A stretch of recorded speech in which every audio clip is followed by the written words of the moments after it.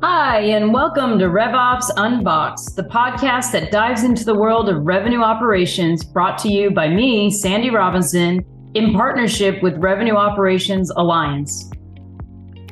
On this episode of RevOps Unboxed, I speak with Greg Larsen, VP of Revenue Operations at Eltropy. Today, we will chat about the importance of aligning on KPIs that matter for the go-to-market teams. Hint, we want it to be simpler, not more complex. Let's get started. So I'm Sandy Robinson.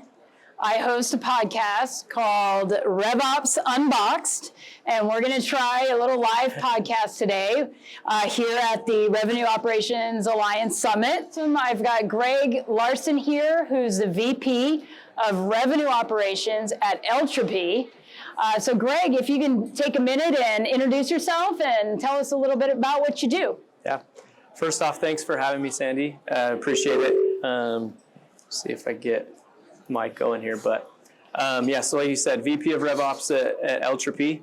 I've been in the RevOps industry role for over 15 years at various companies, and yeah, just really excited to chat with you and love everything sales, RevOps, sales enablement, everything that the people are here for today. So, did you start out on the sales side, or what's your story? Yeah. So I started out my tech career at a company called Qualtrics. That I was just a frontline sales rep and loved it and grew. And as we scaled really fast. Yeah.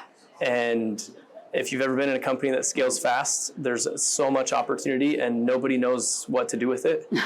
And so as we started to need systems and need process and need everything, I kind of naturally gravitated towards that, which gave me the idea of like, hey, maybe I should dive in more into this. And so fast forward 10 years later, and I actually took the jump. So I went through the sales ranks and grew and led a company for sales, went through several startups, a few exits as a sales leader, and then decided that I wanted to see my family. And so I switched over more to the strategy and the revenue operations side and continued that journey, but get to do a little less traveling. You get to turn in your 1,000,000-mile travel card, right? Yeah. So, no, I can totally relate. Actually, my story is not unlike yours. I did start on the sales side, and I became a regional sales manager and sales director, just kind of led sales teams for a number of years, and just found that my passion was really in the process and the numbers and having to tell my story all the time, right? Sell upwards, and those kind of things. So I can totally relate to that, and your journey and how you got where you are today. So tell me a little bit about what you're talking about here. So you're speaking tomorrow, so excited to hear you. Yeah, so my session tomorrow is called The Chosen One. It's focused on one KPI that you can base your entire revenue system off of. Okay. And so I don't want to give up. Yeah, right? Yeah. You just got done talking about the Frankenstack, right? Yeah. I feel like the same thing can happen with metrics. Every request that we get, let me pull that report. The board, the CRO, the CEO, everyone wants to know all of these little tiny metrics. Yeah. And in most revenue operations teams, you don't have the staff to do that. Right. And so kind of a keep it simple method of finding one centralized KPI that you can generate an entire litmus test for your revenue organization off of that one kind of focus. Wow. And so, this is intriguing. I'm not going to miss this session tomorrow. That's exciting. I mean, you think about that. I mean, how many people have different sets of books, right? Finance has a separate set of numbers, and marketing has their own numbers. And then, we get to put these decks together, and then none of them tie out, right? Yeah. I used to go crazy with that, putting these board decks together. It's like, well, the marketing numbers don't match the sales numbers. Like they don't go together. And finance has a totally different thing. So is that kind of the problem you're trying to solve? A little bit there, yeah. And so it's really asking the right questions and keeping the leadership focused on the right thing that actually moves the needle, as well as how you can affect it. There's 3 or 4 levers that you can pull with a sales team, a sales rep, to improve their output. And that's what this KPI is focused on. So stop worrying about how many calls they make and all of the other stuff and all of the things we focus on, and focus on these key things that can improve a sales rep's ability to win deals, which improves your company's ability to hit quota. Right. And if those are healthy, all of the other stuff is great, but you got to focus there first. Right. And you can have a very good litmus test of, okay, we're doing pretty good. Right. We still have stuff to work on. Or, hey, the house is on fire. Yeah. Let's put that out first before we worry how many phone calls someone made, so things like that. Well, it's like the old Stephen Covey mentality, right? Of if you have 10 priorities, you have none. Yep. So if you're just narrowing in and focusing on those key metrics and priorities or whatever your deliverables are, bet on that, right, and then you win. So that's excellent. So in your current role, where as VP of Revenue Operations, how long have you been there? So I've been with Eltropy for just over a year. Okay. Was there a RevOps function before? There was not. We have gone from 3 million in ARR when I started to about 30 million this year. Okay. And I came in, I was on as a consultant to help them build it up, and I decided to join full time, but we're literally standing up the entire revenue operations function, which I've done before. Yep. But it's brand new to the team, so there's still some people that are trying to figure out what it means. Yeah, and there's some that are totally bought in and all of that. So. Oh, I get that. I get that. So how did you start it off? Are you doing some education, like with what RevOps is? Yeah. So depending on who the audience is for the executive team, that came in with like the hiring process of like, why do you need me? Why should I join? Why is this there? And the thing I always come back to with revenue operations is some people feel it's a data role.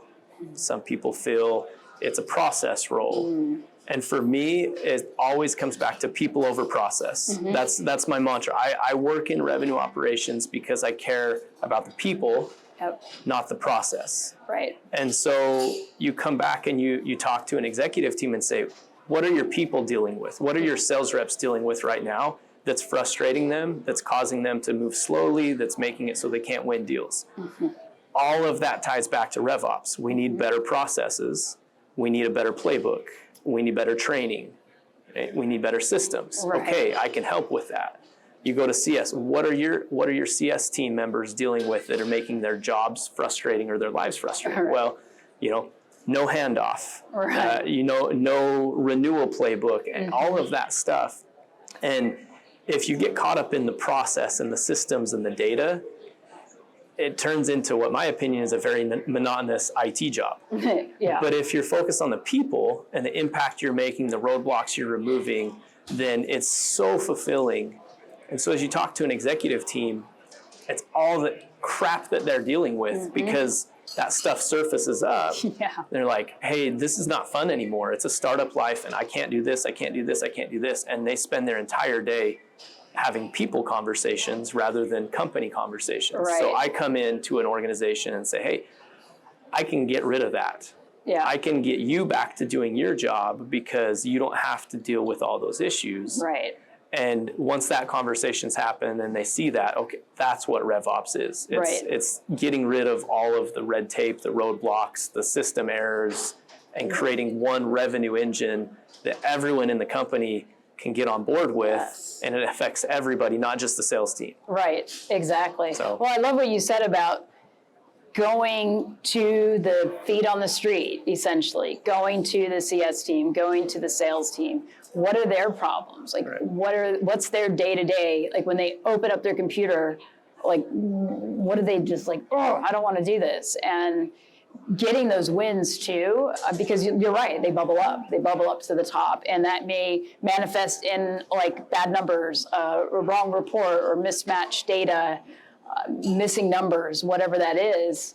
But also, the salespeople, they want to, and the CS team and the marketing, they want the wins too, right? So you kind of have to be their BFF a little bit, right? Exactly. And, hook them up and, this isn't working. All right, I'll fix that for you or whatever. And that's where, like your background, having worked in sales and sales leadership, like that's, you understand it. Yeah. You like, I'm not here to create a bunch of fields and processes for you so that the CEO and the board can have data. Right. I am here to make it so that you go home with a Tesla. Right. And you don't have to work as hard as you would without this stuff. Exactly. And when you get that explanation going down to all the people, you're their best friend. Right. And they take care of you and they make your life easier just like you're making their life easier. So that's the goal.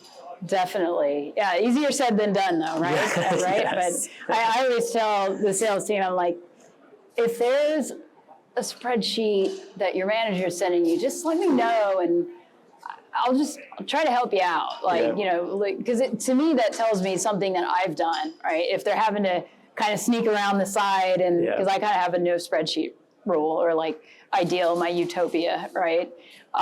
It's helping them, like truly helping them. Like what duplicative tasks are you doing? What are the things in your day that causes you to have to, be bogged down, stay up late, not close deals, do administrative work when you want to be out selling, Exactly. Those are really... The way that I approach that with my team when we hire on, so a lot of companies, when they first hire on, they'll do product training for everybody. Hey, this is what our product does. All of this deep dive training. For my RevOps team, I don't even care if they know what the product is, right? If they've never seen a demo or anything like that. Right. They do role training. So they go shadow an AE in a sales call. You can use Gong, Chorus, everything. If you do in-person stuff is amazing. Go and meet the customers, go and see what the sales rep's dealing with there. Then go on the CS side, go through a renewal process, go through an account management plan. On the marketing side, go to an event. Right. And yes, they're not like the key role at those things. Yeah. But until they understand the people they're serving, they won't understand why they're doing it. And they're more empowered that way. Well, I've seen what you do, Tom, and that's not the right way to do it. Right. And so let me help you with this, rather than just saying, oh, well, you're the VP of sales, like let me create that report for you. And all of a sudden, 6 months later, you have a Frankenstack of reports that nobody looks at more than 2 times. Yeah. And so for me, it's just like in the sales world of you want to sell, get to know your customer. Yeah. In the RevOps world, if you want to be effective, get to know your customer, which is internal. Yes. And that's led to, 1, a better relationship, but 2, it's actually led some of my RevOps team members to say, I actually wouldn't mind doing account management. Right. Or I would, almost the reverse of some of the RevOps stuff where we see people coming from sales and account management to RevOps. People are starting to start in RevOps and then realize like, oh, I could do this and this. And so I really like doing that because it gives people a better holistic view of the company. It's huge. And even if you do have a sales background, like I have a sales background, but it's been a minute since I've been selling, Yellow Pages advertising. So sitting down, actually taking the time to listen to calls, to go to a trade show, I mean, that is huge. Not to mention you get to really know the people that you're going with and build those relationships, and they get to see that you are there to help. You're not just like the traffic cop that's sitting up there making all the rules and you don't understand what's going on. So I think that's huge. That's critical. And I think it buys, especially new, you came in and you're like, here's this function, hey, I just want to learn. I want to learn what's happening. I want to learn what's going on in your world so I can figure out how to help. Exactly. So tell me, do you have a good RevOps story or something that you can share? So many. You don't have to use names. You can. Okay. Well, I will. So I told you I started at Qualtrics. And this is over a decade ago. Qualtrics was pre-Series A. Okay. Eventually an $8 billion company, and so we're trying to figure out how to grow this sales team so fast, and we are hiring. I mean, if you can imagine, we're right in the shadow of BYU, Brigham Young University. We're hiring almost exclusively college students that want to be in sales. Okay. And so we've got to train them, and we've got to grow and do this. And I'm just a young sales leader at the time, tasked with starting what essentially is RevOps, but we knew it as sales ops and how we do this better. And so, and this is part of what I'm going to talk about tomorrow when we finally got it right. This is the first iteration. We called it the minimums doc. Okay. So essentially, we calculate out, we started at quota, and use average deal size and number of opportunities and conversion rates and all of that. And we got it down to where every single sales rep, 100 sales reps, we had, this is what you need to do from an input level based on your conversion rates to hit your number. Okay. In theory, that sounds great, right? So fast forward, we've had a few iterations of this, and we were a very transparent company, so we blasted this out to the whole company. So product, engineering, C-level, the minimums doc. So you scroll down your list. Okay, to hit my $100,000 quota this quarter, I've got to make 1,500 phone calls. I've got to send, example numbers, but I've got to send 5,000 emails. Right. I've got to create 100 opportunities so I can close 20 of them at my average deal size, hit my number. Right. Now, we put into place, if you're not hitting your minimums, you go on a PIP. Oh, okay. Right? Yep. So all of a sudden, all of that, we didn't realize it was going to do this, but all of that goodness of here's the roadmap just shrunk down to make that many phone calls or I go on PIP, right? I go on plan. And we would recalculate every quarter. And so what happened was struggling sales rep number one said, hey, I don't want to be on PIP, so I need to make 1,000 phone calls. Right. And he did. Right. He said, hey, you did the minimums. We're going to train you. We're going to try and keep you going, but you're not on plan. Then we reran the numbers. And the next quarter, oh, shoot, you made 1,000 phone calls just to make them. And now your numbers recalculate. You've got to make 7,000 phone calls this quarter. Oh, gosh. Because of your low quality. Right. And so all of a sudden we went, whoa, that's not the culture we wanted. Right. But the plan of here's your roadmap to that conversation, and we all stepped back and we were like, we need to rethink this because one, it's not fair to the sales rep to do that, but two, it's not giving us good data. We're just funneling the system with bad data. And so that's my story of the best intentions can lead down a really dark rabbit hole of performance evaluation. Right. And that's where, when we finally got it right, we didn't focus on a lot of that minutia. We focused on this one thing that was involved in that minimums doc. It wasn't the core focus. And so through iteration, and then all of a sudden now we had a tried and true system that evaluated every sales rep, showed where they needed to improve, and we created an enablement program that was laser focused on those 4 areas. Oh, nice. So now if you're a 50% close rate, which I'm sure you were, you're right, you didn't have to sit through the closing training. Oh, you went to prospecting training maybe. I like it. And so we less ineffective time with sales reps, more laser focused training time. And so, but yeah, it all started with and there are people that lost their jobs because of it. And I've worked with some of them in other roles, and we just laugh about it. And so that's one of the most egregious errors that we've ever made in RevOps, but it wasn't even called RevOps then, so I washed my hands. Yeah, you can't blame it on that, right? Yeah, for sure. I mean, it's lessons learned, right? So it just goes to show that the best intended process or system or change doesn't always have the intended impact that you want, which is why you have to be flexible. You have to be agile. Even with comp plans, being locked down a year in a comp plan, to me, I mean, that's a lot, right? Yeah. Because things change. Your numbers change, the budgets change, the economy changes, the market changes, all these things happen. So we have to be able to be flexible and learn from it, right? So, but just because, not everything's going to work.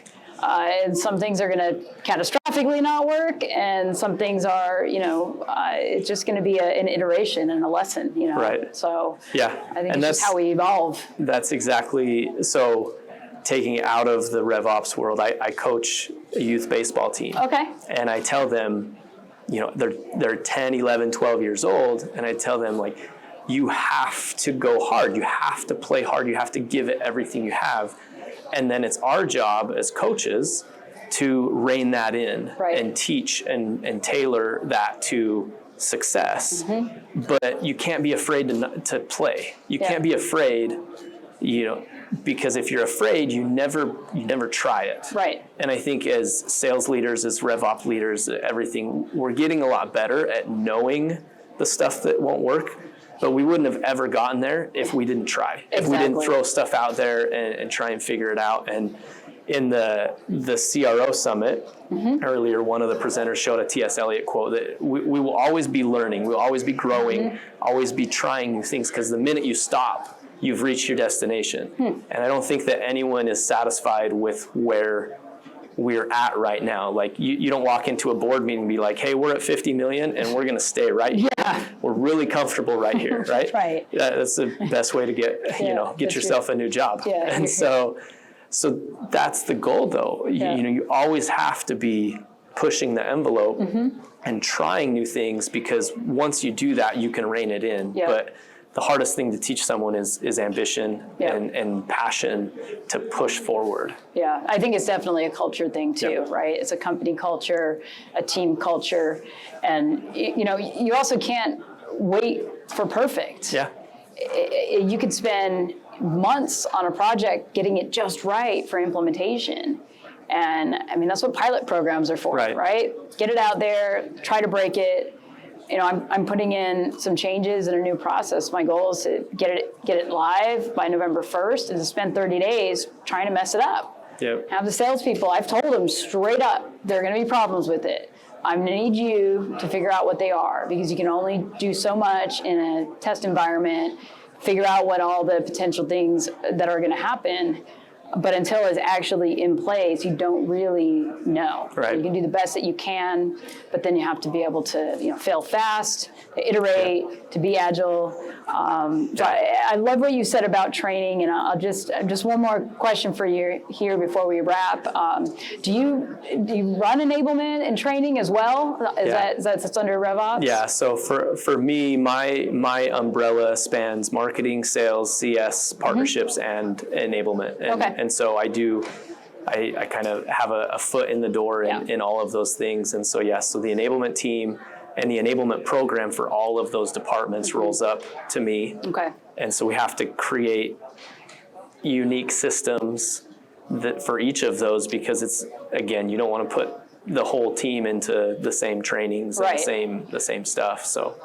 No, that's great. I think that's important. Then you have the ability to coordinate and kind of see the full thing through. So. And that's really, it's kind of the unicorn of the RevOps world of because you don't have to get buy-in from people that aren't, there's just so many moving pieces. And if, hey, CS ops, I have to go to the chief customer officer, and then for sales ops, I've got to go to the CRO, and then, for marketing, there's CMO. So I act kind of as a layer between those departments and their leaders. They don't report to me. The sales guys don't report to me. The CS team doesn't report to me.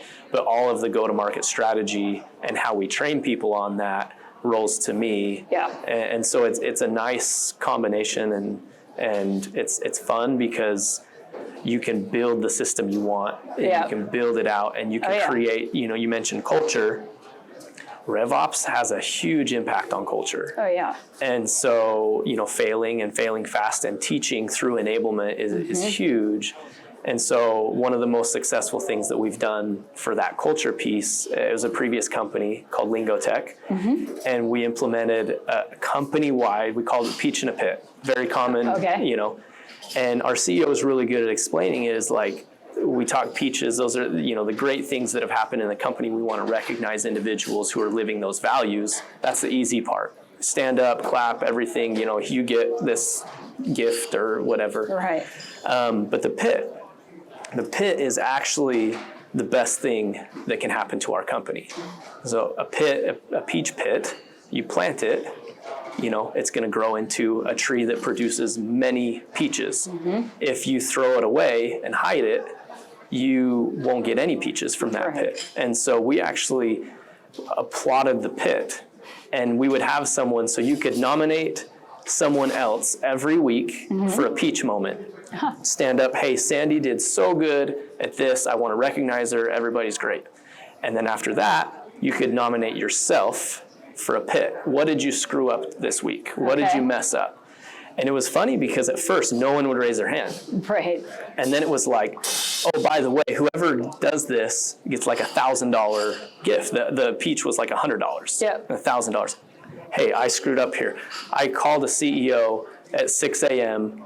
trying to leave a message, didn't realize it was his mobile phone because I didn't check Salesforce correctly, just dialed the number, right? I mean, oh, okay, so now we can, RevOps is going, okay, we need to clearly label cell phone, like things like that. But we grew so much by recognizing the pits rather than the peaches that it's impacted me forever in just being able to really let people fail fast and realize that they're not going to get fired for doing something like that. Yeah, it just creates that culture of sharing and learning and growing, and you don't have to be afraid. You don't have to hide your mistakes. I love it. Yeah, that's awesome. We had one that even made a hashtag and trended for a while. It's called Colgate. Okay. And we had a rep. His name was Cole. Who mass emailed our entire customer database as a sales rep. It was 15,000 emails. Oh, ouch. And it was put into a sequence that sent like 3 times. You imagine how many unsubscribes, how many people calling our company. Oh, yeah. That can get you in trouble, Well, luckily we had a leadership team that understood, it wasn't intentional. Right. We mitigated it, but someone in that group actually created a hashtag, put it on LinkedIn, and was like, "Were you a part of Colgate?" And it followed him to 3 companies. No way. Where he kept the list, and he would reach out to people and be like, "Oh, hey, remember me? I'm Cole from Colgate." He played it on. That's great. Whereas in some companies, you fire that guy, he never works in sales again, and but just growing off of those failing moments and creating a culture from a RevOps standpoint of hey, we can help you rein it in, but go. And it's a fun environment to be in, to have that type of leadership that allows it. Yeah, that one would hurt. I bet you ran back in and trying to put it. Okay, I've got to put a cap and how many you can send at once. Oh yeah, and Oh, heart attack. Yeah. Well, this has been great. I'd like to give you a minute to just maybe leave the audience with a couple of just key tips and recommendations if you're in the world of RevOps that maybe kind of you live by. Awesome. So for me, again, we talked about it, people over process, and really understanding why you are in RevOps, and then really leaning into that, of really understanding this is my passion, and if it's reporting, great, dive into that. If it's the people, great, dive into that. And then the biggest thing for me, my passion is keep it simple. It really fine tune that core belief, the core metrics, everything that you're doing.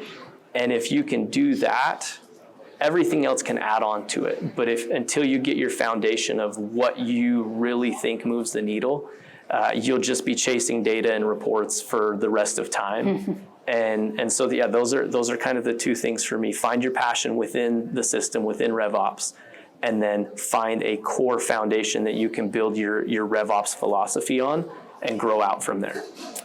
Awesome. These are great words to live by as a RevOps leader. I wanted to thank you, Greg, for being a guest today on RevOps Unboxed. So check out the podcast. We will have a new season coming soon. So thanks so much. Appreciate your time, Greg. Thanks, Andy. Take care. Thanks for tuning in to RevOps Unboxed. And don't forget to subscribe to the podcast so you never miss an episode.